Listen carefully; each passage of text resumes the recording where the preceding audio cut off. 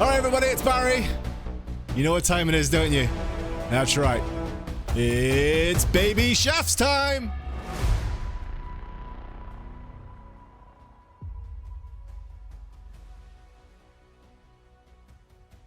Alright, so now it's time to start making our circle. So from the central foundation, and based on the diameter in the spreadsheet, we're going to start placing foundations outwards to make a cross. And now that that's done, we're going to remove the first 3 foundations from each of the arms, and this just prevents any overlapping issues later on. And this is where the magic happens. So what we're going to do is select the place and remove corners option. Now with this, we will select all of the corners of the cross, allowing us to only edit that part.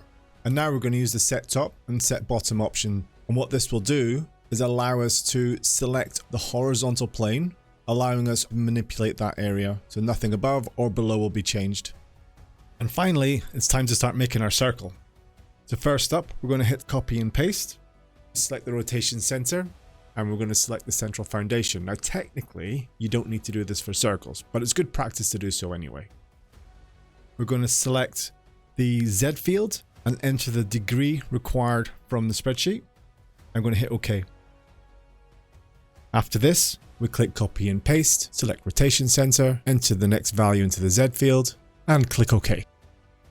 So we're going to click copy and paste, select rotation center, enter the value into the Z field, and click OK. Then we're going to click copy and paste, and we're going to do selection center, then we're going to do the Z field, then we're going to click OK, and then we're going to do copy and paste, then we're going to do rotate center, then we're going to do Z field, then we're going to click OK, then we're going to do the copy and paste, and in the Z field, then we're going to click OK, then we're going to copy paste, then we're going to do Z field, then we're going to do OK, then we're going to do copy paste, and then we're going to do Z field, then we're going to do OK, then we're going to do copy paste, then we're going to do Z field, then we're going to do OK, then we're going to do copy paste, then we're going to do Z field, then we're going to do OK, then we're going to do copy paste, and do Z field, then we're going to do OK, then we're going to do.